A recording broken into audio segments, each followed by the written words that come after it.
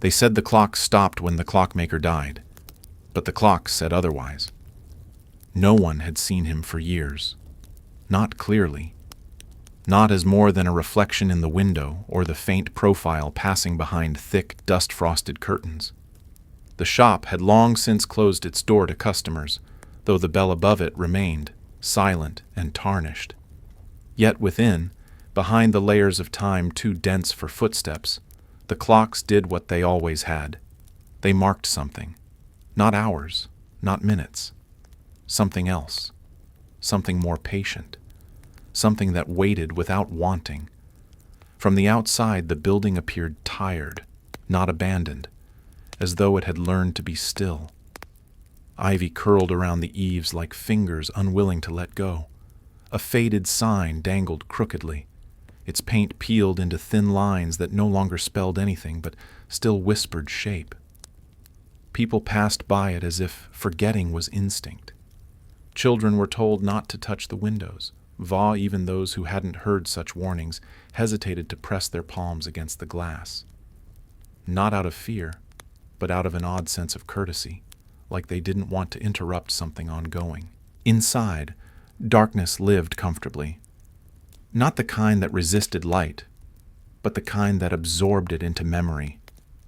The air smelled faintly of brass and old oil, the perfume of mechanical ghosts. Shelves rose like towers, each lined with clocks of every kind, some tall and ornate, others squat and functional, others impossible to place, as if designed for rooms that had never existed. They did not tick in unison. They did not tick at all, some of them, but they breathed, somehow. In the way old trees breathe when no one's watching. The sound was not sound. It was a kind of presence, a hum that pressed against the skin of silence. Not loud, just certain. At the center stood a desk, simple, empty, polished not by cloth but by absence. Nothing rested on it, yet it bore the gentle concave wear of decades of thought leaning forward. Behind it, a chair with a slight lean to the left, and beside it, an unlit lamp whose cord had frayed where fingers had twisted it too often. All untouched. All untouched recently at least. But the dust was precise. It gathered like ceremony. It curled like script. In one corner of the room, it outlined a set of small tools laid in a semicircle, as if waiting to be picked up in a forgotten ritual. On the mirror above the desk, no reflection showed, but a faint oval halo had cleared itself in the film of years, as though a forehead had rested there not long ago. Too recent, too deliberate, too soft to be accident. Beneath one clock, small, square, made of walnut and iron, a sliver of parchment lay curled at the edge like a tongue holding back a word. It had not been there the day before, or perhaps it had, only now willing to be seen. There was no writing on it, only weight, and the impression of having once mattered greatly. Something had been set in motion long before anyone noticed, not by action, but by allowance. Not an event, but an agreement with silence. The clocks, despite their stillness or slowness or strange indifference to synchronized rhythm, began to feel unified, not in purpose, but in posture. They leaned inward, if such a thing were possible, toward the center of the room, toward the desk, toward the space left behind. No pendulum swung, no spring unwound, but something aligned. The mirror above the desk changed. Not visibly, not all at once, but it ceased to reflect. Or rather, it chose no longer to mimic. It became not a surface, but a suggestion. A kind of shimmer passed across it, slow and uneven, like the way memories pass through sleep. It held the room not as it was, but as it remembered being. The lamp, unlit, cast a faint ring of shadow where no light had touched. The chair creaked once, not with weight, but with memory of pressure. And above it all, the silence thickened, not as fog does, but as intention does, not to obscure, but to define. In the northeast corner of the room, where an old calendar hung frozen on a September no one recalled living through, one of the clocks moved. Just one. It was not remarkable. Round, brass-framed, glass cracked at the edge. Its hour hand shifted forward by a fraction, not enough to mark a minute, just enough to count intention. The movement made no sound, but the air acknowledged it. It bent, slightly. The dust above the shelves trembled. Something very old and very small had stirred. Beneath the floorboards, there was a vibration. Not mechanical, not human, but something in between, as though a breath exhaled through timber that had not flexed in a generation. The vibration did not travel. It pooled. It settled in the floor, in the grain of the desk, in the teeth of the clock gears that hadn't turned in decades. And in that stillness, the clocks no longer kept time. They kept memory. The difference, though slight, was absolute. Above the shelves, a clock that had never chimed before began to hum. It did not ring. It did not announce. The sound it made was internal, something barely heard and more often felt, the kind of vibration that reminded the body it once had a heartbeat in a different rhythm. Its hands did not move. Its glass remained fogged, but the metal around its edges warmed imperceptibly, like breath on cold skin. Beneath it, a row of books shivered in their bindings, the leather flexing as if stretching after a very long sleep. Something beneath the floor clicked, not loudly, but in a way that reverberated through the soles of the furniture. The drawers settled deeper into the desk. The legs of the chair relaxed. The entire room did not brighten, but it leaned forward, as if drawn toward something that had not yet entered, but had already arrived. And in that pause, the clocks prepared. The third hour had always been the quietest, not because of time, but because of shape. There was something in that place, between the second and the fourth, that didn't tick, but breathed. The room knew it. The clocks yielded to it. Even the light that seeped in through the small high window seemed to pause there, caught in a rhythm that defied the world outside. This hour, though it had no hand, pressed gently against the skin of the shop like a fingertip on a pulse. In the far left cabinet, a watch without straps began to rotate. Not open, not wound. It lay on its back like a sleeping insect, turning once on its glass face. It had not moved in 30 years. Beneath it, the velvet cushion carried an impression of the watch that deepened, not flattened, over time, a groove of presence.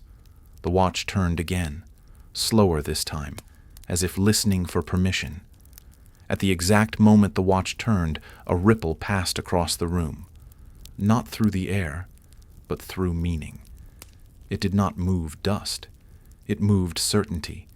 Shelves once believed solid now bent in suggestion.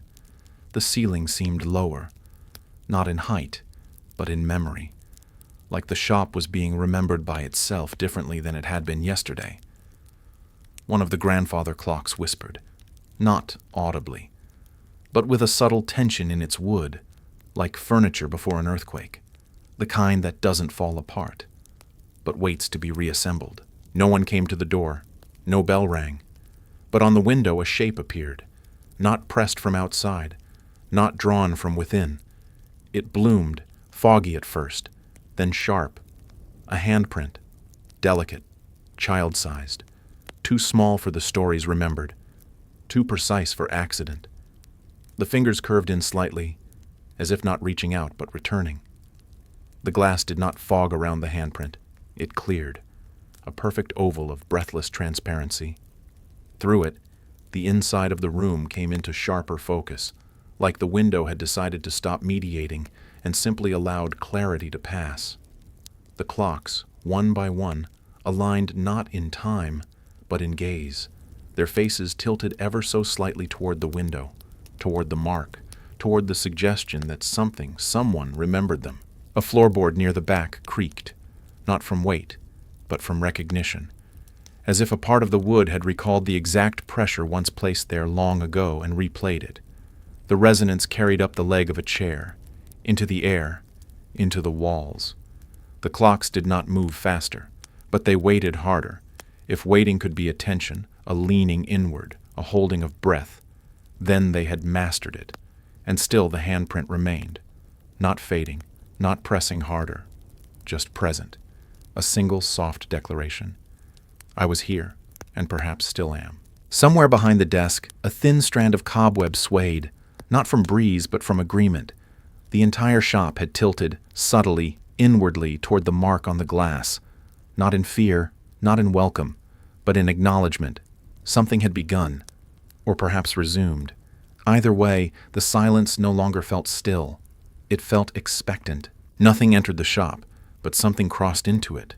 There was no step on the threshold, no jingle of the tarnished bell above the door, no gust of outside air to scatter the ceremonial dust. Yet the atmosphere shifted, delicately but decisively, like an old fabric being reworn. The walls didn't breathe, but they remembered how to hold breath.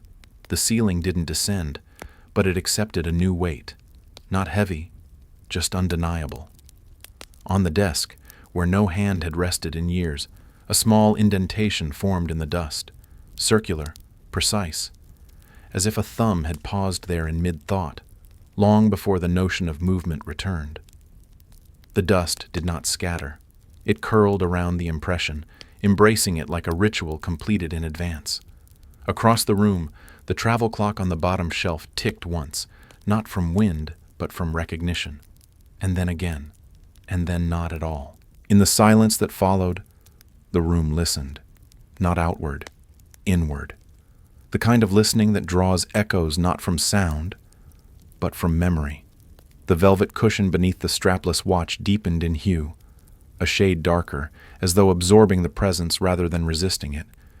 A faint scent, sharp and metallic, arose, coppery, but not blood. The scent of a key long buried in a drawer, finely drawn open. Somewhere behind the cabinet, a moth stirred and then stilled again. The mirror above the desk grew clear for a moment, not as glass, as intention. For just a breath of time it offered no reflection, only depth. A sense that if one were to lean forward, they might fall not into an image but into a place.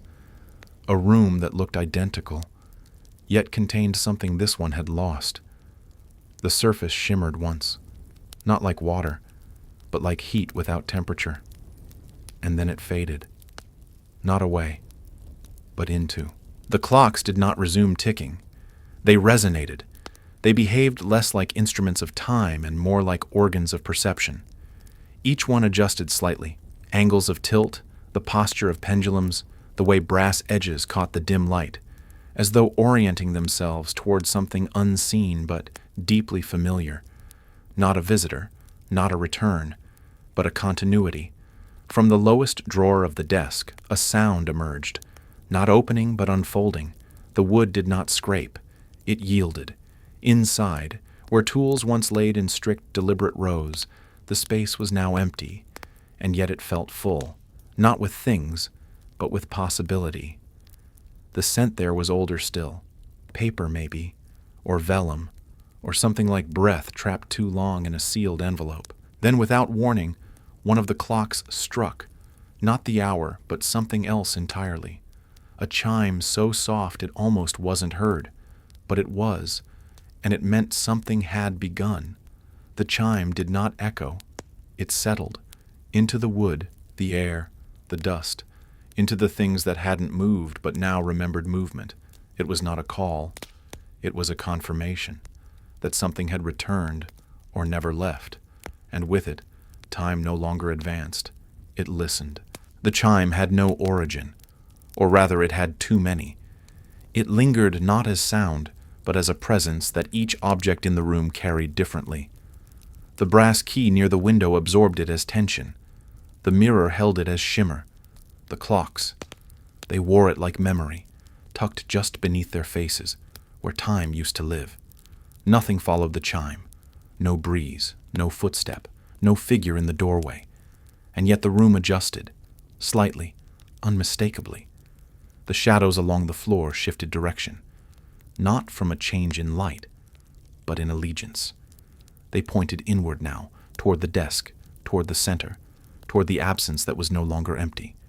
A stool in the corner, long forgotten, tilted slightly on its legs, correcting itself after years of leaning. The mirror, clear just moments before, clouded again, but not with dust, with purpose. It no longer wanted to show. It wanted to hold. The reflection that flickered there, just once, was not of the room. It was of a smaller room, older, deeper, filled with ticking that did not echo, but nested. It lasted only a breath, but it changed everything. In the cabinet beneath the second shelf, an old ledger opened slightly. Its pages, yellowed and curled, separated themselves by will rather than hand. One page lifted higher than the rest, trembling faintly, like a leaf deciding whether to fall. There was no ink upon it, but the lines were heavy, as though something had been written, then removed, not erased, but released. A single corner of the page curled inward, not from breeze, from memory. It folded itself like a gesture of privacy, as if what had once been there was not meant to be read, but remembered differently. The ledger did not close. It waited, opened not to information but to absence shaped like meaning. The dust in the air settled, not downward but outward. It dispersed in slow, swirling eddies, like breath-holding shape long after the lungs had gone still. In that motion, the room breathed, not in, not out, but around. Around a center that was no longer vacant. The place behind the desk grew warmer, not in heat, but in familiarity, as if it had recognized someone, or been recognized by something. Somewhere near the back wall, a clock face turned not to a new hour, but to an old one, a moment that had already happened, now happening again, not a repeat, a return. And as it did, the silence deepened, not in volume, but in texture. It no longer meant quiet, it meant presence. The clocks did not move, but they watched. And in their watching, the room became aware of itself, not as space, as memory structured into wood, glass, dust, and pause. It had shape, yes, but now it had witness, a presence that required no body, only pattern, only recall, only silence, with attention. The presence didn't ask to be seen. It only asked to be remembered, correctly. In the farthest corner of the shop, behind a stack of long, untouched crates, something shifted. Not visibly, not even audibly, but definitively.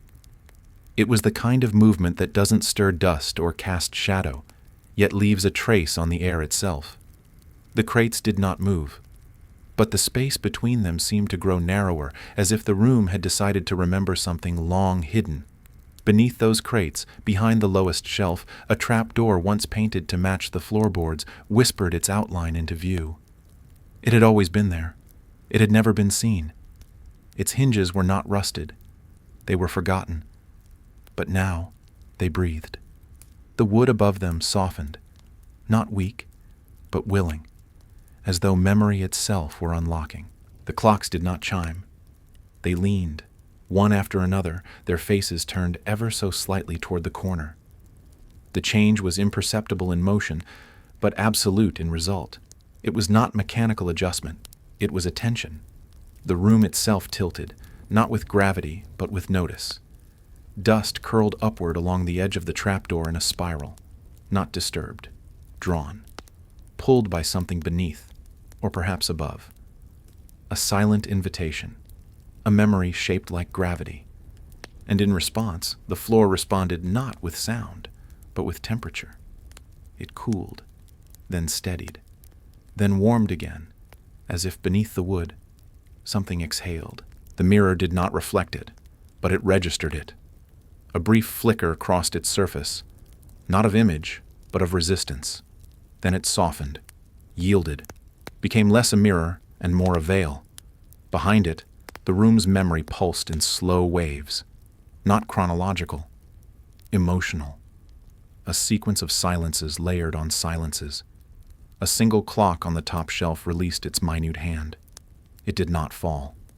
It drifted, slowly like ash through water, until it landed beside the trapdoor, where it lay perfectly still.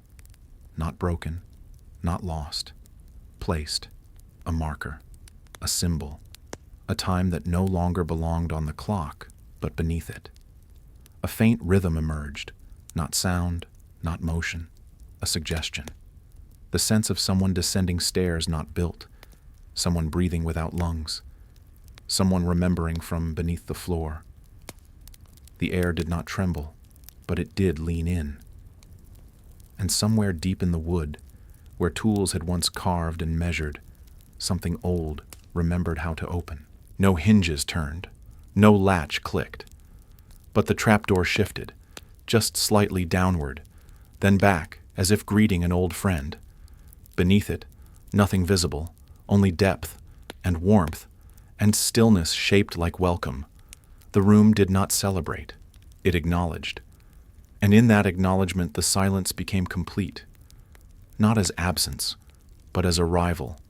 In that final moment, as the clocks held their breath and the trapdoor remembered its function, the shop became whole, not restored, not repaired, but reawakened, as though every object, every silence, every tick that had ever been imagined in that room had returned, not to relive, but to rest. The waiting was over, and the listening had begun. The morning did not come to the shop as it did to other places. It arrived reluctantly, with light that filtered in not from the sky but from the dust. The sun outside rose without permission, but the shop took its time deciding how much of that light to allow inside. What did make it through touched nothing directly. It hovered, it considered, it paused. Outside, the world spun as it always had. Boots moved along cobblestones. Voices passed without notice. Trams rattled down worn iron rails. But inside, the clocks marked none of it. Their hands, now still again, pointed not to hours, but to intentions, moments held in pause. The trapdoor remained closed, though not by latch. It rested, as a breath might between sentences, as if the night's visitation had left something behind, or taken something with it. The mirror had lost its shimmer. It held no image, not even of the dust that lingered before it. It was now a surface of refusal, quiet, calm, absolute. The kind of stillness that is not peace but aftermath. The kind of silence left behind by decisions too old to be traced. On the desk, where the indentation had formed, a second mark had appeared, not round like a thumb, longer, slighter, a single finger laid alongside it. They touched, but did not overlap, like 2 points in time that almost met, but knew better.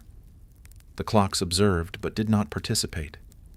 Each one angled slightly differently now, as though overnight their arrangement had been reconsidered. Not by a hand, but by consensus. The largest of them, a tall wooden pillar near the door, bore a new crease in its frame.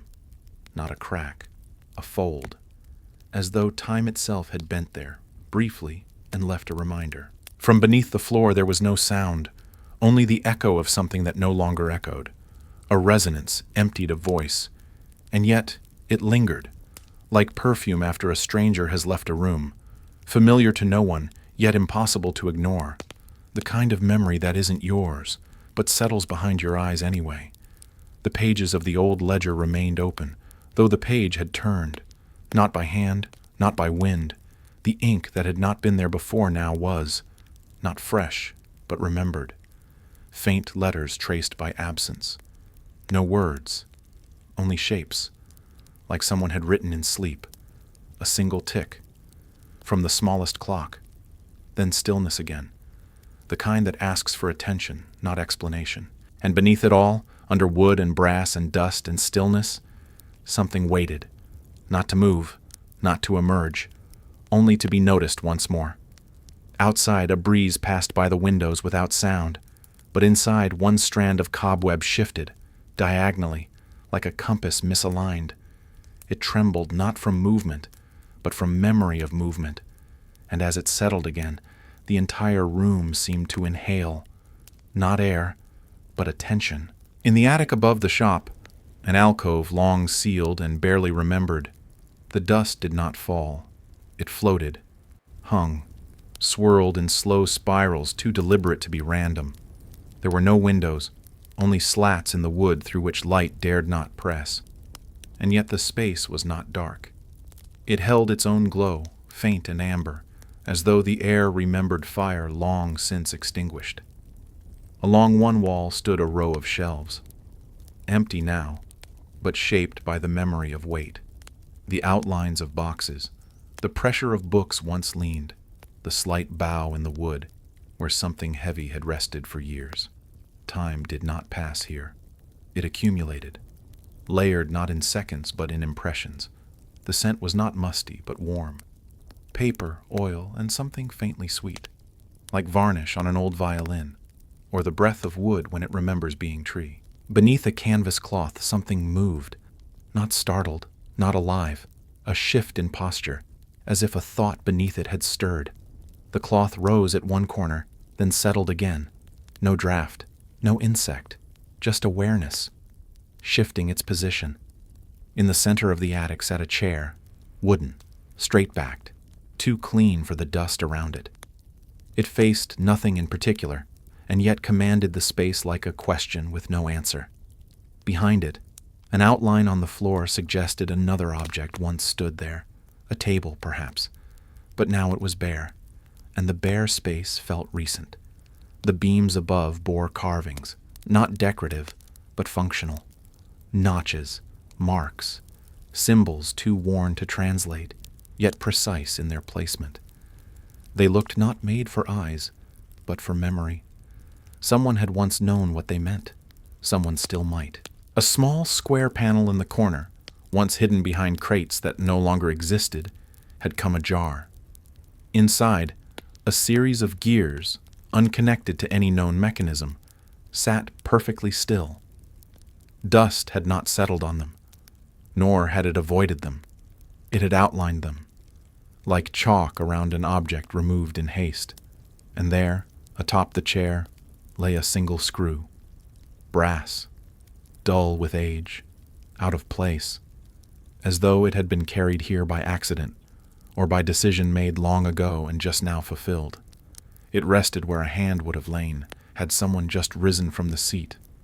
The presence of absence. Nothing moved, but the attic breathed, not deeply, not urgently, but with familiarity, like lungs filling not from need, but from habit, the kind of breath taken by places that remember waiting, and somewhere behind the slats, behind the beams, behind the dust and breath and varnished air, a tick, not from below, not from a clock, from the wall itself, faint, singular, final, as if the attic had just remembered what it had been built to forget. Downstairs, the trapdoor remained still, no more than a plank disguised by routine, yet above it, the room had quieted further, not in sound, but in significance. Each object, each corner, each fold of dust had grown heavier with the weight of implication. It was not waiting anymore. It was preparing. The clocks, long since resigned to silence, held their positions with unusual clarity. Their hands, though unmoving, pointed with conviction, as if each dial had made a decision, not about time, about attention. Together they formed no sequence, no readable hour, but there was pattern, a language with no grammar, only posture. The mirror above the desk had begun to pulse, not visually, internally. The surface had cooled, darkened, and then steadied into something like depth, not reflection, not glass, but a suggestion of a room behind the room. And in that imagined space, something leaned closer, not from curiosity, but from recognition. The ledger, still open, revealed now a single line across the bottom of the page. Faint, slanted, barely inked. But it was there, not written, but returned. He wound us in silence. The phrase lingered not just on the page, but in the space around it. The dust along the ledger's spine pulled inward, ever so slightly, as if drawn by the presence of words long withheld. The ink had not faded. It had simply waited to be seen. The pen that wrote it was gone, but the intention remained, fresh as breath held too long. The brass key near the window vibrated, not from contact, but from context. It understood now why it had not rusted. It had not been forgotten. It had been withheld. Purpose. Too patient for revelation. The gear embedded in the desk's leg shifted a fraction, settling into an alignment not with the desk, but with the air above it. And then, from beneath the trapdoor, a sound. Not a thud. Not a creak. A knock. Soft. Deliberate. As if politeness had learned to wear hesitation. 3 times, evenly spaced, not asking permission, just announcing presence. The clocks did not respond. They listened. So did the walls, and the light, and the ledger, and everything else that remembered being part of a pattern now reawakening. The knock did not repeat. It did not need to. The silence that followed was not absence. It was answer. Every object in the room, every seam in the floor, every suspended breath in the air now pointed downward, toward what lay beneath. Not a secret, not a visitor, a return. The mirror shimmered once, just once, as though bracing for recognition. And in that fleeting moment, its surface did not show a face or a room, but a keyhole, suspended, perfectly still, waiting not for a key, but for a memory that had once fit it precisely. The trapdoor did not open. It relaxed. Its corners softened. The grain of the wood aligned just slightly, as though muscles were being unclenched. There was no shift in temperature, no quake in the structure of the shop, only a yielding, a kind of inward nod. It was the posture of memory about to speak, not in words but in permission. Light found it first, not the kind that came from windows or lamps. This was memory light, the kind that had touched the underside of a face in the past and now returned to find the same shape still waiting. It shimmered briefly across the edges of the trap door, tracing no symbols but suggesting recognition, not language, but welcome. The knock had not returned. It did not need to. What waited below no longer asked to be let in. It had been here long enough. The room was no longer resisting. It was remembering aloud. The key, brass, silent, patient, tilted forward on the shelf, not fell, tilted, rested against the edge as if about to make a decision. It did not fall. It considered. Behind it, the dust formed a perfect ring, clean at its center, as if the key had once rested in exactly that spot for exactly this moment. From behind the mirror came a single sound, barely audible, more suggestion than noise. It was the soft shifting of something long held in suspension, as if a pendulum had just remembered it was allowed to swing. The glass fogged momentarily, not with condensation, but with uncertainty. Then cleared. The ledger's page turned again, this time with the gentlest pull of air. No hand moved it. No wind stirred, but the page responded, not like paper, but like breath inhaling. Its surface bore no lines, just grain, fine and fibrous, like the imprint of thought rather than ink, a kind of script that did not need to be read to be understood.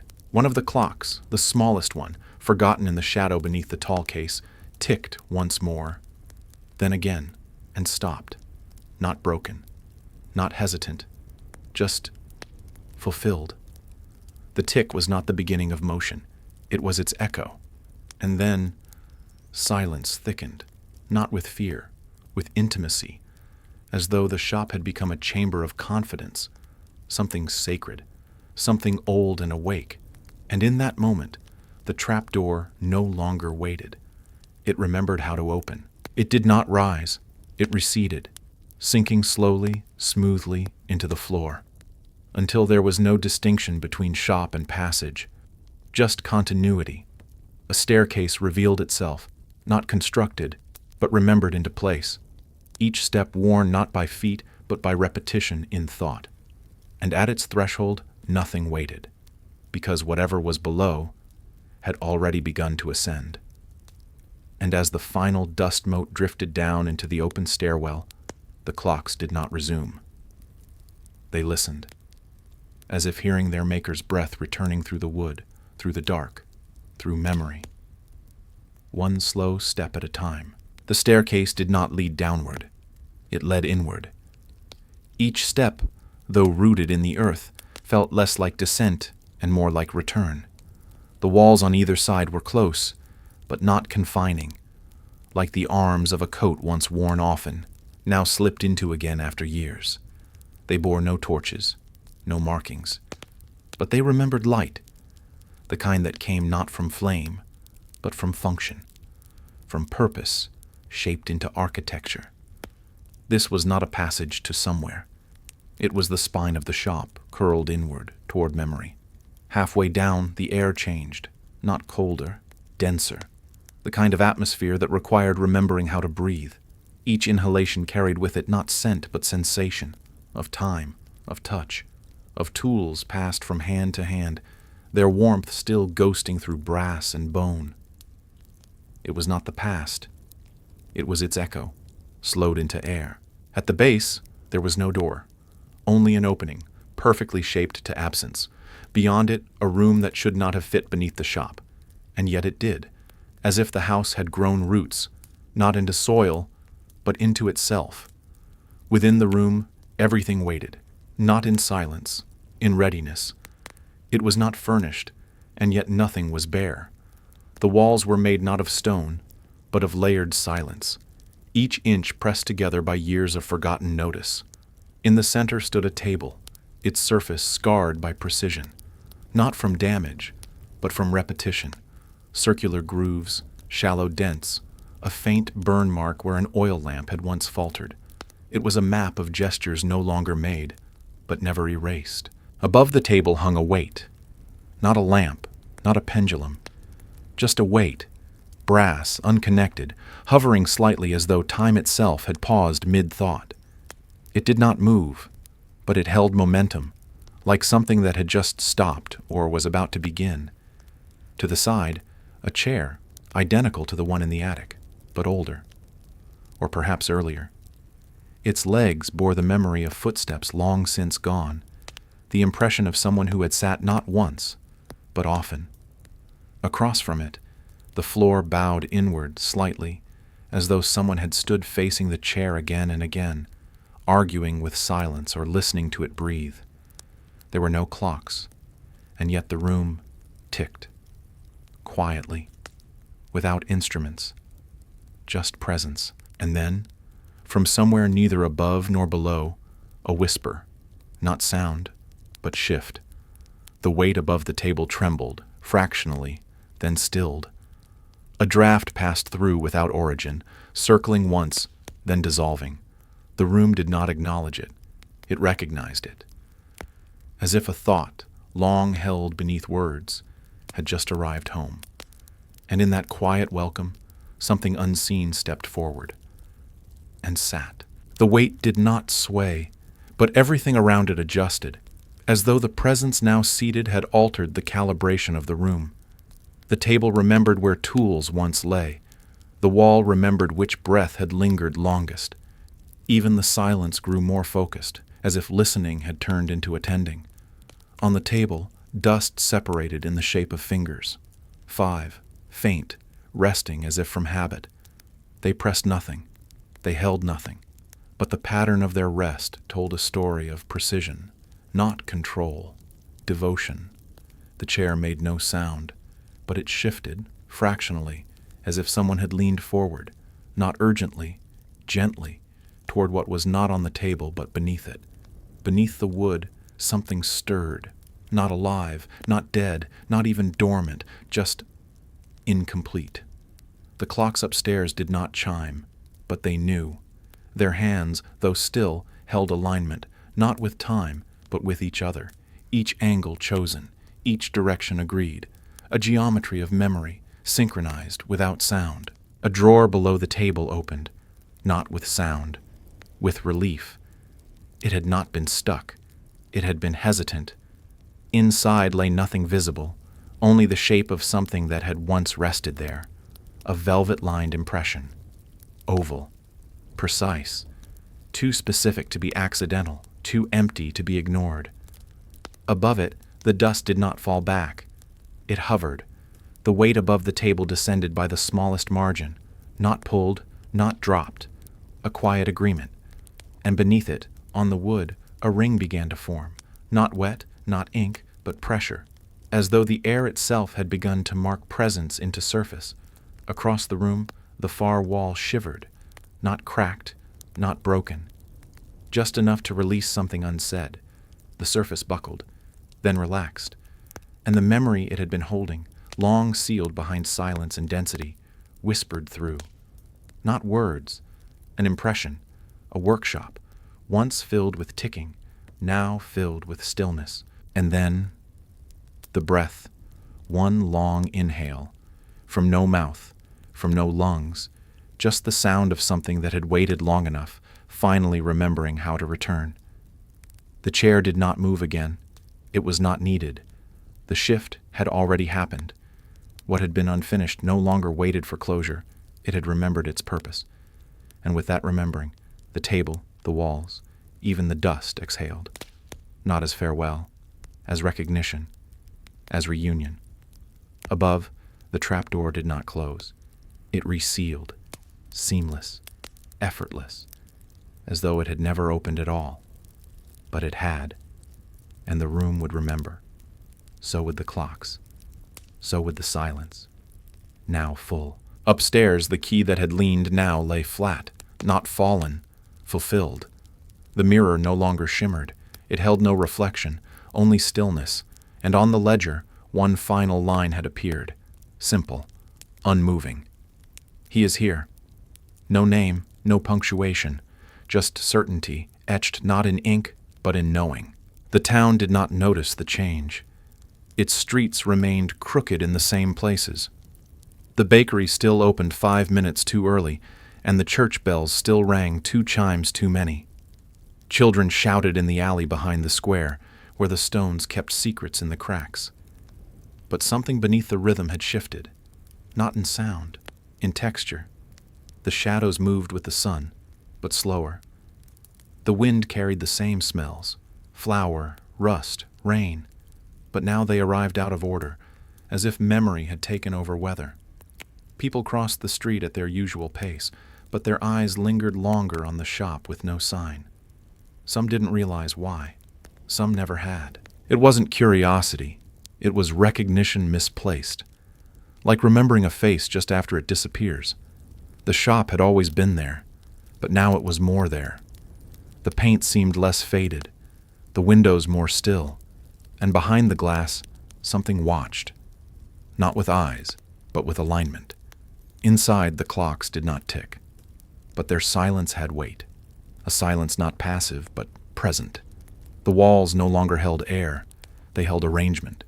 The dust, if disturbed, would settle back into place as if obeying a blueprint remembered by the floorboards. And the mirror above the desk, once only glass, now felt like a surface stretched across 2 spaces. One of reflection, one of intent. The ledger remained open, but no longer wrote. It had completed its work.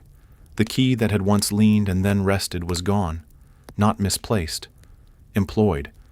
Its purpose spent, it had returned to the space that used to need it, and in its absence, a kind of peace hovered, not silence, not stillness, but resolution. The attic did not close, but it no longer called. It had spoken. The room beneath the trapdoor had sealed not in secrecy, but in satisfaction. What had returned was no longer separate. It had been received, rejoined. The house did not contain it. The house had become it. And the townspeople, without knowing, adjusted their steps ever so slightly when passing by. Not avoidance, deference, as one does when walking beside a grave or under a bell not yet rung. On the 3rd evening, just after dusk, a boy stopped outside the window. He didn't knock. He didn't speak. He simply stood, barefoot, with dust on his elbows and a smudge on his cheek, as if he had followed something there, without knowing why. The light from inside did not flicker. It folded around him, and in the glass, his own reflection paused, and blinked second. The boy did not speak of it, not that evening, not the next, but each day, just before the 3rd bell, he would return, always alone, always quiet. Sometimes he would sit on the curb, knees drawn up, eyes fixed on the glass. Other times, he stood beneath the awning, watching not the door, but the cracks in the stone beneath the window frame, as if listening for something buried not in sound, but in stillness. He brought nothing with him, not toys, not food, not questions, but something in him arrived fuller each day, like a vessel being filled drop by invisible drop. The neighbors began to notice, not him, but his absence from elsewhere. His mother, when asked, would only say he was with the clocks, then smile a smile too, even for comfort. Inside the shop, nothing changed, but the air near the window grew warmer by degrees, not with heat, with welcome. On the 7th day, he left a pebble on the windowsill, round, smooth, unremarkable, but he placed it with care, as if remembering an instruction no one had taught him. The following day, he added a second, then a third, each one aligned in an arc, not by design, but by some internal gravity. Children began to whisper, not about him, but around him. They'd pass with softer footsteps, glance once, and then away, not out of fear, out of agreement, as though they, too, felt something assembling, something they weren't invited to disturb. The boy never tried the door. He never knocked. But the clocks behind the window grew less still. One by one, their faces cleared of dust, not wiped, but chosen. And though none of them ticked, each began to hold time a little differently, not by marking it, by remembering it. On the 12th day, the boy did not come, but the stone he would have brought appeared anyway, perfectly placed, precisely aligned, as though the absence itself had known the ritual could not be broken. That night, the shop's window clouded, not from weather, but from decision. Behind the glass, something had turned, not toward the boy, but toward the memory of being seen. And the clocks inside, though mute, all held the same time now, not a time that passed, a time that waited. The next morning, when the boy returned, there were no new stones, just the open door. He didn't hesitate. He stepped inside, barefoot, the way one enters a forest that already knows their name. The light did not adjust to him. It received him. Dust hung in the air like stopped breath. The clocks did not start. They welcomed. And in that precise quiet, the door closed, not with sound, but with understanding.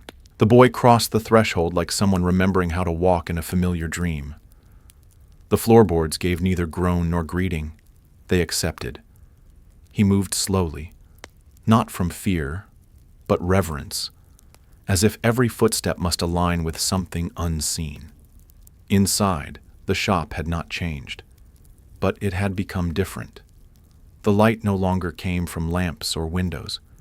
It came from presence, a diffused awareness, gentle and whole, like the hush in a library where even the books are listening. The clocks remained silent, but their silence had shifted. It was no longer waiting. It was watching. He passed the desk, the ledger, the mirror. Each acknowledged him without movement. A warmth near the mirror's edge, a faint breath across the ledger's page, the faintest tremble of light against brass. Small things, but enough. Then he stopped at the center of the room, not directed, drawn. Above him, the trapdoor remained closed, but beneath it, something felt open. Something felt. The air was thicker here, not with dust, but with density, like standing beneath a bell just before it rings. The boy raised his hand, not high, not trembling, and placed it gently on the counter's edge. A gesture not learned, but recalled, as if he'd done it many times before, perhaps in a place that only looked like this one. And the room responded, not with sound, with recollection. The light shifted slightly toward him, bending as memory bends toward recognition. One of the smaller clocks blinked clear for the first time in years. Its glass face caught a ripple of light, no hands, no tick, but a faint glow from its center, a resonance. The boy did not move, but something within him leaned forward, something old, something precise. He was not hearing a voice. He was becoming its shape. Every breath, every bone, every moment he had not understood before, aligned. And the house, for the first time in its long remembering, inhaled. It was not loud. It was not sudden. It was simply complete. A fullness where emptiness had waited too long. The dust did not stir. The glass did not shiver. But every clock in the shop remembered their purpose all at once. And in that stillness, one thing moved. A single thread, silver and thin, unspooled from the mirror's edge. It drifted downward, slow as thought, toward the boy's open palm. When it touched him, nothing changed. Not visibly, but from within, something ancient and precise began to turn. A new silence arrived. Not absence, not ending, continuity. Outside, the wind shifted, not stronger, truer. Leaves that had clung too long let go in unison, as if the world itself had agreed upon something quiet and permanent. The townspeople paused, mid-step, mid-sentence, mid-thought, without knowing why. A calm, unfamiliar settled over rooftops and chimney smoke.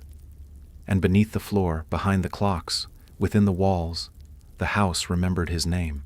The thread did not dissolve. It anchored. Where it touched his hand, it disappeared. Not vanished, but absorbed. And as it settled into him, something long coiled inside the house began to unwind. Not quickly, not violently, with the slow grace of certainty, like a song restarting at the note where it had once been paused. The clocks did not chime, but one by one their faces shifted. Not forward, not back. They tilted, fractionally, toward the boy. Their hands did not move, but their purpose realigned, as if each gear, each spring, each balance wheel had remembered why it had once begun to turn. The boy's feet remained still, but his presence deepened. Like ink soaking slowly into paper, he became more part of the shop. His outline blurred at the edges, not visibly, but atmospherically, like a scent returning to the fabric it once clung to. In the mirror, something blinked. Not a face, a moment. It shimmered, not with light, but with memory. And not the boys, the houses. Behind the glass, the reflection of the shop reassembled, not as it was, but as it had once been. Shelves rearranged themselves into remembered places. Workbenches reclaimed the stains of 100 small decisions, and near the corner, a chair appeared, rocking ever so slightly. The boy did not look into the mirror. He didn't need to. He was already part of what it showed.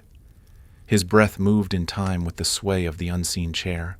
The clocks did not echo the rhythm. They folded into it, not synchronized, merged. Somewhere upstairs, the floorboards sighed, not from pressure, from agreement. The attic no longer held secrets.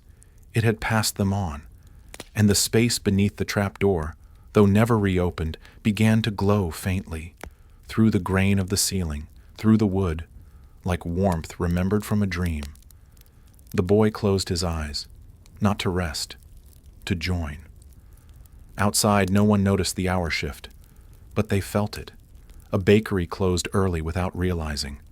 A train paused longer than scheduled, its conductor blinking twice before resuming. A priest paused mid-sermon, forgetting the next word, then smiled without knowing why. Time was not lost. It had been rethreaded, and in the shop, beneath the hum of silence, the boy breathed once more, not for himself, but for the room. And the room, for the first time in many years, exhaled. From somewhere behind the walls, a faint click sounded, not mechanical, but ancestral. The kind of sound that marks a vow kept, the kind of sound that does not echo, but embeds. It did not start anything. It confirmed everything. And beneath that sound, so soft it never reached the street, the smallest clock, one no taller than a thimble, ticked. Once. The tick did not repeat. Once was enough. The sound folded into the shop like a stitch closing a seam. The thread that had once drifted from the mirror had vanished, but its impression lingered, not in vision, but in the alignment of things. Shelves no longer stood where they had been placed. They stood where they were meant. Light no longer fell by angle. It arrived by memory. The boy moved, finally, just one step, forward, toward the center of the room. The dust at his feet parted without rise. The wood beneath held his weight without protest. and the clocks. They did not resume. They awaited. He reached the desk, the ledger open as before. But now, the ink shimmered, not wet, not written, living. One line had been added, though the pen had never moved. He remembers. The boy did not nod. He simply placed his hand on the page, and the ink darkened in agreement. Across the shop, the mirror held no image, only depth, as if it no longer reflected, but opened. Behind the glass, not a face, not a room, but a motionless horizon, one lined with countless small ticks, too distant to hear, but close enough to feel. The boy turned to it, not out of surprise, but belonging. The clocks followed, imperceptibly, aligning not their hands, but their gaze. He stepped closer.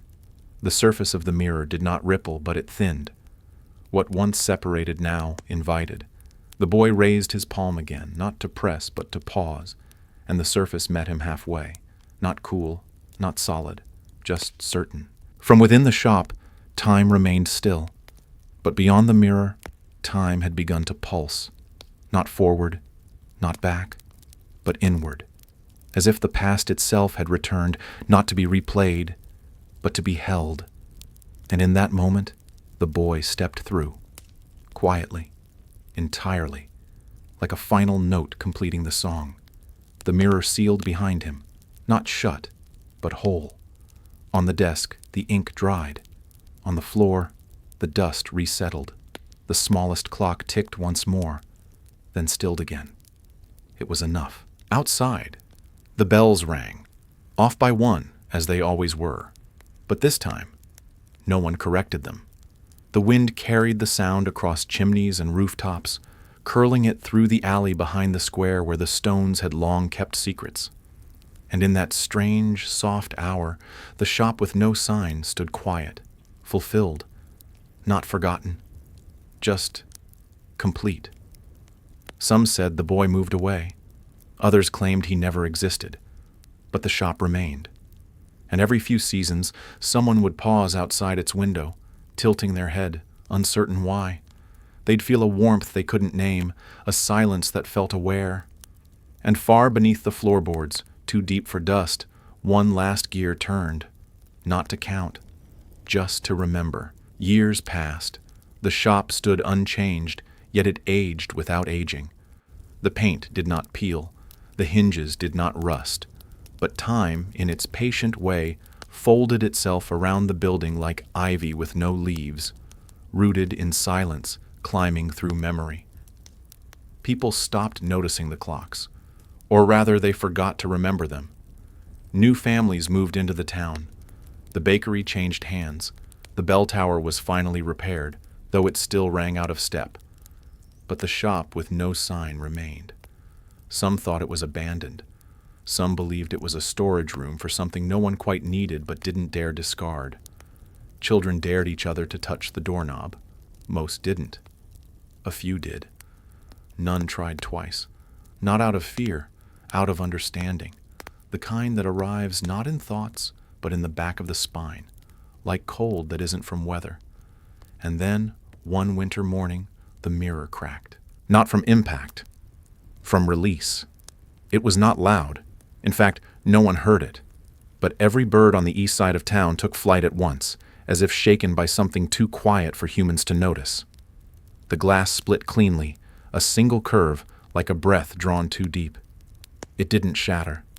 It simply opened. Inside the shop, the clocks remained still, but their stillness had changed again. They were no longer waiting, no longer remembering. They were listening to something returning, or perhaps arriving. The ledger flipped one page, no wind, no touch, just the soft surrender of purpose. And on the blank parchment, ink began to form, not from a pen but from the grain of the paper itself. One word, then a pause, then another. She comes. Outside, the snow began to fall, slow, sparse, deliberate. Each flake seemed to drift with intention, landing where it belonged. The town quieted, as if the season itself had decided to hold its breath. At the edge of town, a girl walked alone. She wore no coat, though frost clung to her lashes. Her steps left no prints. Her eyes did not search. They remembered. And in her pocket, warm despite the cold, lay a single gear, silver, smooth, and humming faintly. She did not speak. She did not hurry.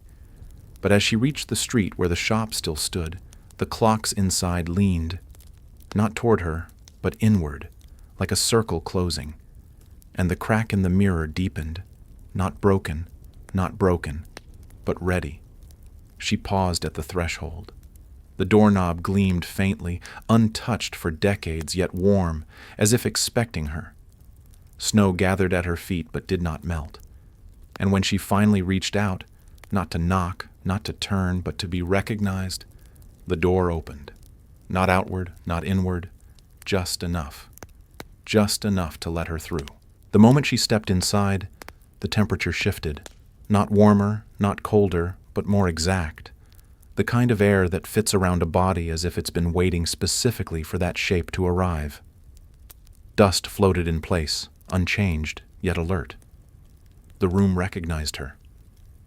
She walked without hesitation, past the shelf with no names, past the mirror that did not reflect, past the clocks that did not tick, yet tilted slightly, as if adjusting to a familiar alignment. Her footsteps did not echo. They were absorbed. The desk remained where it had always been, immovable not by weight, but by memory.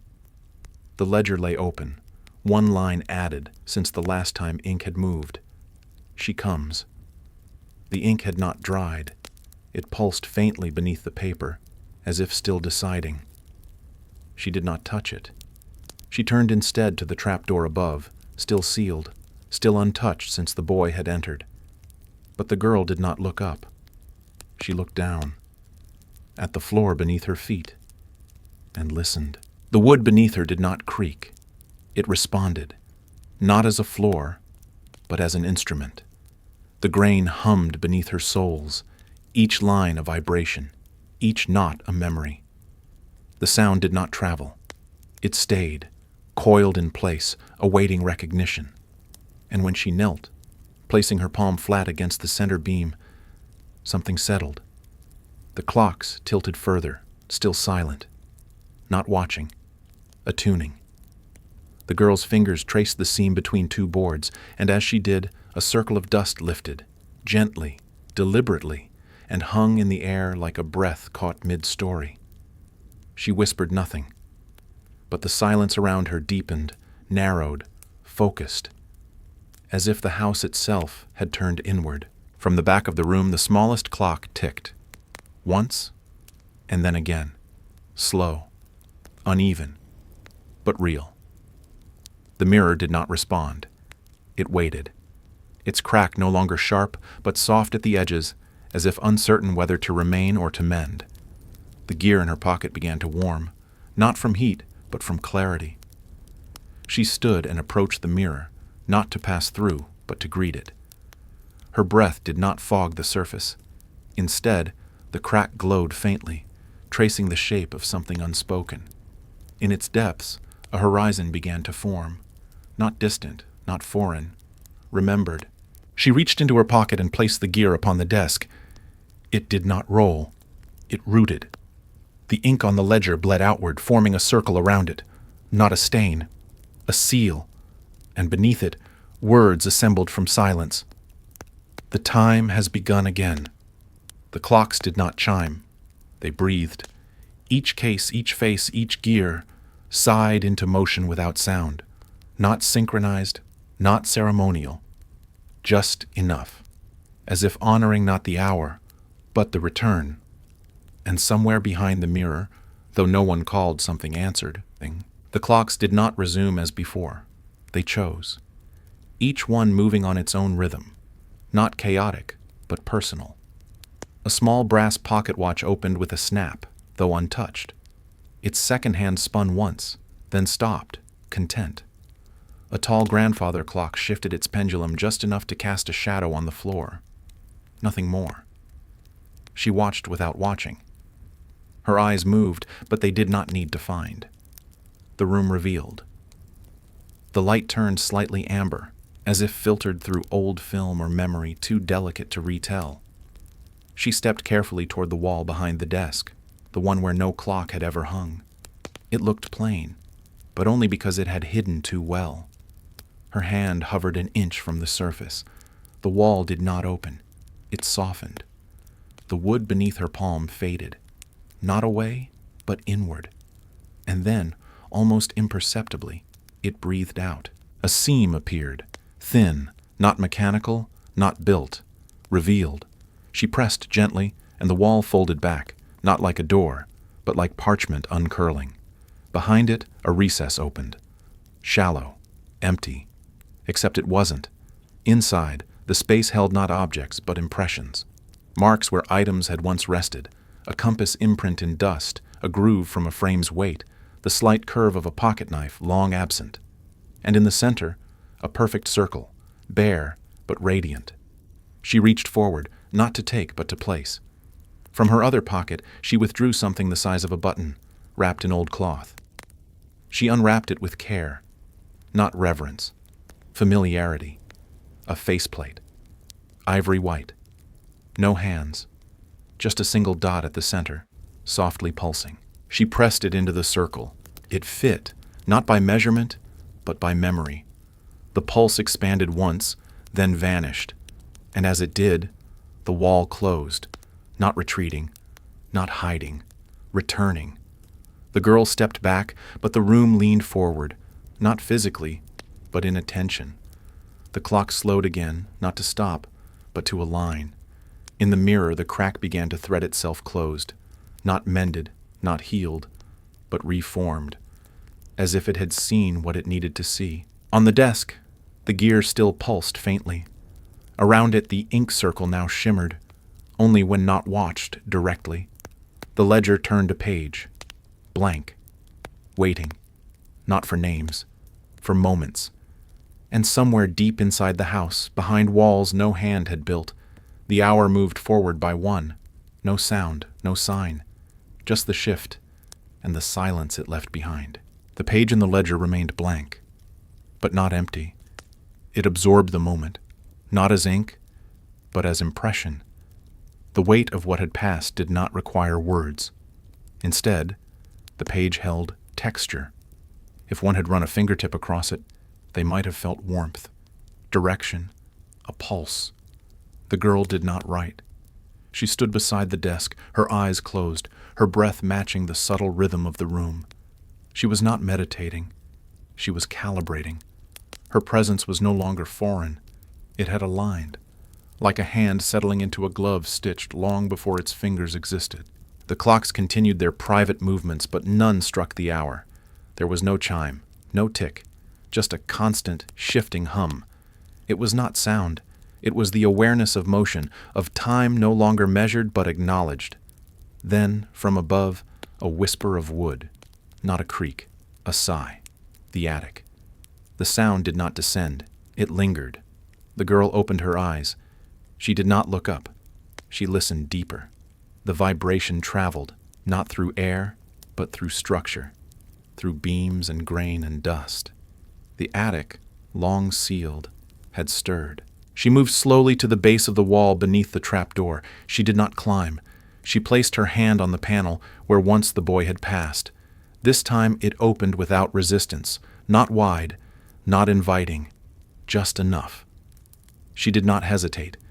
Inside, the air was thinner, not stale, not cold, simply aged. The kind of air that remembered breath. Light filtered through slats, though the day outside had already dimmed. She climbed without urgency. Her feet did not disturb the dust. Her presence wove through it. At the top, the space held no clocks, no furniture, just silence and outline. Shadows where objects had once been. Marks on the wall from something no longer hung. The shape of a chair on the floorboards, absent yet undeniable. The girl walked to the center. She did not kneel. She simply stood, and the room gathered itself around her. From the baseboards to the rafters, something old returned, not as memory, but as presence. A warmth without temperature, a silence that pressed gently at the sternum. Her eyes remained open, not searching, receiving. And then, in the farthest corner, something flickered. Not light, not sound, but a moment, brief, weightless, and complete, like a breath caught between two ticks of time. She smiled, and the attic exhaled. She descended without turning. The attic did not close behind her. It rested. The door remained slightly ajar, as though part of it still followed her steps downward. The house had shifted, again, but more subtly this time, like the slow settling of dust in the wake of a breath once held. Back on the ground floor, the clocks had paused, not stopped. Paused, as if listening, not to her, but for what followed her. The air was thicker now, not with tension, but with meaning. She crossed the room with measured pace, every step pulling something invisible taut. At the desk, the gear glowed faintly, paler than before, but steadier. The ink in the ledger had not moved, but the page had changed. It held more silence. Not empty space. Lived space. She placed her hand on the book. This time the page turned. No ink greeted her, only grain. The texture of the paper now mirrored the floorboards beneath her feet, lines worn not by writing, but by presence. She did not trace them, she absorbed them, and slowly across the page a faint outline emerged. A circle. Inside it, not letters, but impressions. The kind left behind when a memory is too strong for words. The girl closed the book, not out of finality, but respect. Then she turned to the mirror. The crack had sealed, seamless but not empty. The glass shimmered faintly, not in light, but in patience. It no longer reflected. It waited. She approached, and the surface responded, not with image, but temperature. Cool at first, then level. And in that balance, something breathed. From behind the wall where the circle had once been placed, a soft ticking resumed. Not the sound of a machine, the sound of intention. She did not speak. She did not reach forward. Instead, she stood still, and the mirror parted, like breath drawn inward, like a page turned from the inside out. What lay beyond was not a room, not a vision, just depth, slow, quiet, true. And as she stepped through, her shadow remained. Only for a moment. Then it folded back into the space that had once held a boy, a clockmaker, a whisper.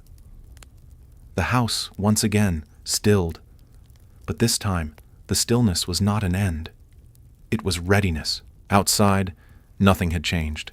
The streets remained quiet, layered in soft frost. Chimneys breathed into the gray sky, unaware. Footsteps passed by the corner where the shop stood, hurried, distracted, familiar.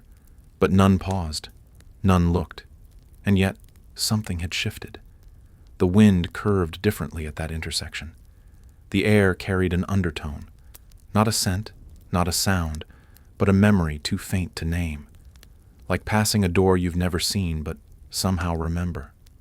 Inside the shop, no clocks moved, no lights flickered. The gear on the desk had dimmed completely. But the silence no longer felt empty. It felt inhabited. The ledger was closed, the mirror smooth, the attic still. But if one had stood in the room long enough, if they had remained perfectly still, they might have heard it. Not a tick, not a breath, but the suggestion of something poised, like the world holding its inhale, not from fear but anticipation. And in the mirror, so faint it might have been imagined, a shape began to form. Not a reflection, a silhouette, neither male nor female, neither young nor old, just presence. It lingered a moment, then faded, not back, but through. The house remained unchanged, yet it no longer felt alone. On certain nights, when the town's bell struck slightly offbeat, a faint glow could be seen behind the shop's curtains. Not every time, only when the hour had meaning. Passers-by would sometimes stop, blink, and walk on, unsure if they had seen anything at all. But children felt it, animals avoided it, and time bent slightly at its edges. In the years that followed, the shop remained. The door stayed shut, the sign still absent, the windows unchanged. And yet, its silence deepened, rippling outward, brushing against memory, catching on dreams. Those who lived nearby began to wake with a curious sensation. Not fear, not clarity, just the faint recognition that something they had forgotten might be close again. And once, on a winter morning thick with fog, a child stopped before the shop. She did not speak. She did not knock. She simply stared and smiled. Inside, the ledger turned one more page, still blank, still waiting. There are places where time pools, not stops, not reverses, pools. The way rain gathers in the hollow of a stone, slow, unseen, patient. The clockmaker's shop had become such a place. It no longer belonged to the town, not entirely, and yet the town wrapped around it as if protecting something it could not name. In the years that followed, no one bought the property. No one questioned its purpose. Real estate records simply skipped the address. Delivery drivers avoided it, and maps blurred slightly at that corner as if unsure whether to render detail or respect. But the building remained intact, clean, undisturbed. The curtains never faded. The hinges never rusted. Snow fell on its roof but melted evenly. No footprints ever marked its threshold, not because no one tried, but because the ground remembered only certain steps. And then, decades later, the door opened again. No one saw it open. No one saw who entered. But in the week that followed, the weather changed, slightly. The frost lingered a little longer on windows. Bells in the town square chimed half a tone higher. Children dreamed of winding staircases and ticking stars. Inside the shop, the clocks had not resumed their chorus, but one, small, silver, and faceless, had begun to hum, just under hearing, just enough. The mirror showed nothing, yet every morning it had dew on its surface, though no warmth had touched it. The ledger lay closed, but now bound with a single thread of red, not string, not wax, something in between. In the attic, a new shape had joined the dust, not footprints, impressions, the kind that come from standing still for a long, long time. And when the townspeople walked by, they felt it. The moment before music, the breath before a name. No one remembered the clockmaker anymore. Not clearly. His name had softened, blurred like ink in rain, but his silence remained. It threaded through conversations that trailed off, in memories that stopped mid-sentence. One child claimed she heard ticking in her dreams. Another said the shop spoke her name, not aloud, but in the pause between thoughts. No one believed them, but no one argued either, because somewhere beneath the rhythm of daily life, something ancient waited. Sometimes late at night, a passerby would pause, without knowing why. Their steps would falter, their breath would hitch, and in that hesitation, a sliver of memory would rise, the sound of gears turning where there were none, the weight of a name they never spoke, the warmth of a hand that had long since vanished. These were not hauntings. They were invitations, unspoken, unhurried, undeniable. And somewhere inside the shop, beyond the mirror, beyond the clocks, a page waited, not to be written on, but to be remembered. The page did not age. It yellowed, yes. The fibers thinned, curled faintly at the edges. But it did not age, because aging requires forgetting, and this page remembered. It remembered the first time the boy saw the brass mechanism that would outlive him. It remembered the old man's hands placing tools down, not with finality, but with hope. It remembered the breath between their voices, never loud, always present. And now it remembered her. She had never written in it, never signed her name, yet it bore the shape of her pauses, the imprint of her steps. Some pages mark events. This one bore the weight of presence, of continuation, of return. And still, it turned, not forward, not backward, just once more. A gesture, not a function. Outside, the seasons shifted with quiet symmetry. Leaves fell, snow settled, blossoms returned, and yet the shop remained untouched by urgency. People passed by with fewer questions, more acceptance, as if the building had earned its silence. Inside, the mirror no longer shimmered. It rested. But every so often, a breath of warmth passed behind its surface, like a sigh through fabric, or a forgotten melody humming beneath wallpaper. In the attic, something had changed. The impressions grew deeper, still no footprints. But now the dust clung tighter, like a sheet reluctant to lift. A clock face, plain, cracked, unnumbered, lay on its side near the window, where light never quite reached. It had not been placed there. It had emerged. And in the corners of the room, where memory pooled thickest, shadows no longer shifted away from the light. They leaned toward it. One evening, the red thread binding the ledger loosened, not torn, not cut, released.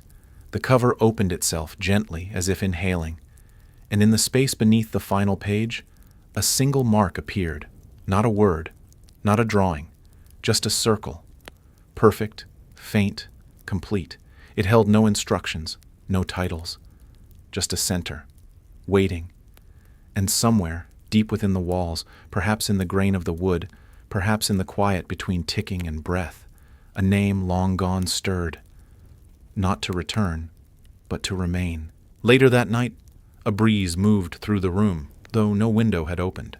It curled around the corners, lifted edges of paper, stirred a single gear left dormant beside the inkwell. The mirror fogged slightly, not from breath or heat, but from memory surfacing. Beneath the floorboards, faint vibrations echoed in loops, tracing long-forgotten footfalls, and the clocks, silent still, began to align. Not tick, not chime, just align, as though tuning themselves to a rhythm deeper than sound, older than time. The kind of rhythm only remembered by houses, by journals, by the quiet that watches when no one does. In that stillness, the circle on the page held firm, and from somewhere outside the known, a presence watched, not to intervene, but to witness. The witness did not speak. It had no mouth, no eyes, no breath. It was not spirit, nor shadow, nor dream. It was the gap between notes, the silence that follows a name once spoken with love. It was not a ghost. It was not alive. But it remained. It had lingered since the boy vanished, since the girl stepped into the mirror, since the gear began to glow. It was not watching in the way people watch. It did not seek. It remembered.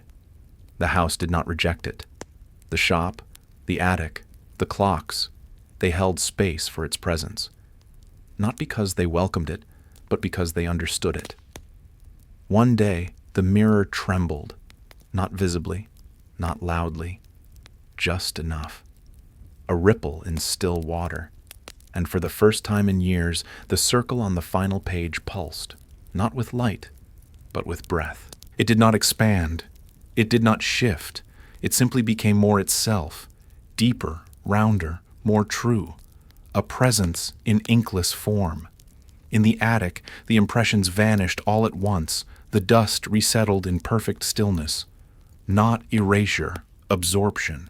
The house had taken something in, not to hide it, but to hold it closer. Downstairs, the faceless silver clock let out a sound. Not a tick, a tone, singular, resonant, not from metal, but from memory. It echoed once and did not repeat, but its vibration lingered, spreading across the walls, down the beams, through the floor. Outside, the frost melted unevenly.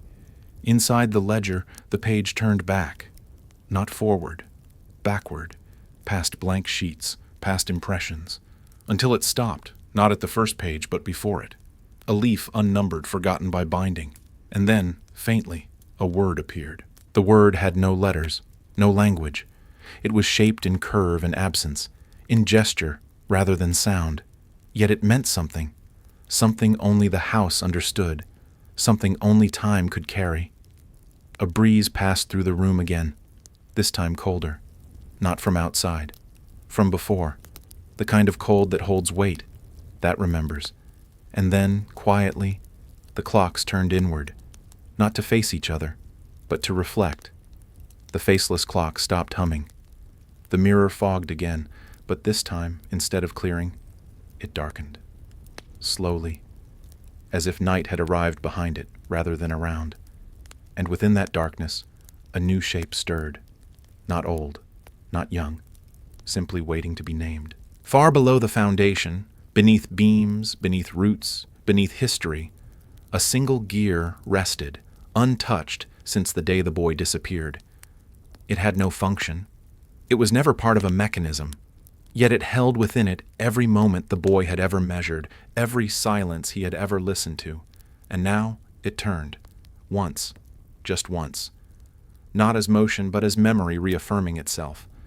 Above, the circle on the page tightened, not in shape, but in intention, as though the story had drawn breath not to end, but to begin again, quietly, deliberately, with different hands. Stories do not always end. Some fold, some echo, some pause so long that even time forgets they were still moving. The story within the clockmaker's shop had never ended. It had paused, and now it turned again. The new presence did not enter through door or mirror or memory. It arrived the way dust does, gradually, imperceptibly, until it's everywhere. It was not male or female, not old or young, not seeking or fleeing. It was simply meant to be here. Its feet left no mark. Its breath left no fog. But the silver clock began to glow again, not with light, but with warmth. And in the attic, the empty space where the cracked face had lain now held something else, a shape wrapped in cloth, swaying slightly, as if moved by breath that wasn't there. It stood silently for a long time, not waiting, not watching, simply being. The walls did not creak, the air did not shift, and yet something fundamental had rebalanced, as if the shop had been leaning slightly for decades and now, finally, settled. The mirror did not reflect the figure. It shimmered briefly, then dulled again, and in that dulled surface, something else began to form. Not an image, not a face, but a doorway, unfinished, uncertain, marked not by frame or handle, but by possibility. Downstairs, the ledger remained open to the page with the circle. It pulsed once, then again, not with urgency, but with steadiness. And above it, in the air no one could see, lines began to draw themselves, sketches of gears, outlines of letters, memories that weren't anyone's, yet belonged completely to the room. Outside, the wind picked up slightly. The townspeople closed their windows without knowing why. Cats hid. Candles flickered out unprovoked, and the bell tower, though perfectly intact, let out a chime that no one rang.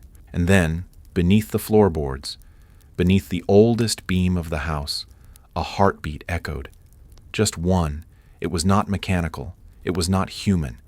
It was the pulse of recognition, of the house realizing it was no longer alone. In the attic, the cloth shifted again, this time unfolding slightly at the corner, revealing not a relic, but a watch. Plain, unwound, unbroken. And in the mirror's shadowed surface, a second circle appeared beside the first. Not touching, not matching, but echoing. Somewhere beneath the ticking that no longer ticked, beneath the breath that no longer moved, a silence widened. Not empty, but full. Full of everything that had not been said. Full of everything that still might be. It was the kind of silence that did not wait for answers, only recognition. And the house, for the first time in its long, quiet life, felt known. When a house remembers, it does not do so in images or stories. It remembers in texture, in the softness of worn wood, in the weight of unopened doors, in the scent that lingers long after the source has vanished. And this house remembered. It remembered the way the boy's hands hovered above mechanisms, not to control them, but to understand. It remembered the girl's quiet footsteps echoing just before dawn. It remembered the moment when silence arrived and decided never to leave, Now, with the second circle drawn and the watch unwrapped, the house did not wake. It exhaled, a slow, steady breath that rolled through beams and nails and dust. Something had arrived, but nothing had begun yet.